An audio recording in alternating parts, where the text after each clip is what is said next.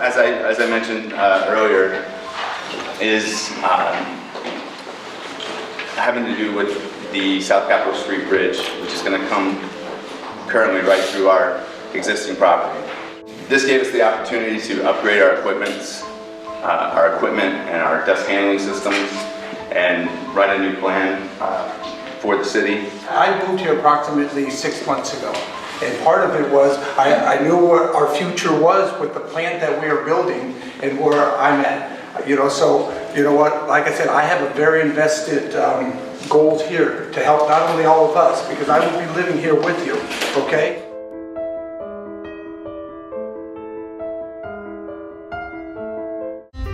Current plan is violating air quality standards. Yet neither the draft permit nor the technical support document evaluates the information or explains whether or why the new location will be any different. My colleagues and I have been monitoring PM at a residence on the corner of Half Street and P Street Southwest since July 26, 2016. It reads an annual average of 18 micrograms per meter cubed PM 2.5, which exceeds the EPA limit of 12 micrograms per meter cubed. Recorded over 70 incidents where PM 10 reached a level high enough to be considered an action level at the DC United construction site. Epidemiological studies have associated PM with excess mortality, cardiovascular disease, respiratory disease. Our problem with more dust, more pollution of any kind is going to kill me.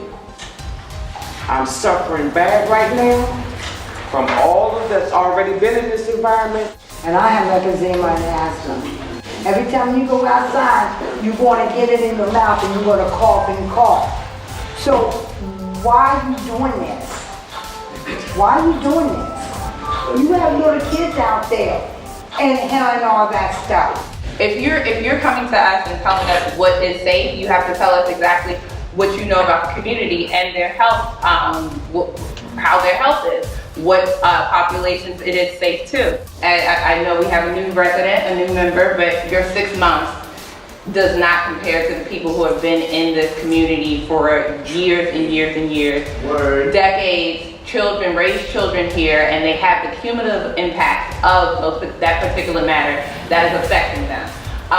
And so for you to say that, it's like welcome, but you cannot compare to what people have experienced. The dust control plan for the source expects that so much dust will fall on the streets directly around the plant that they will have to be swept every 2 to 4 hours.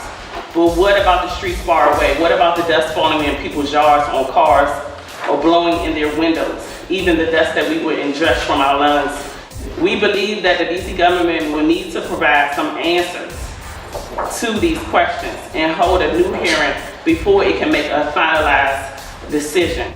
As the permit as written is defective and allows for emissions that are harmful to human health, this permit should not be issued.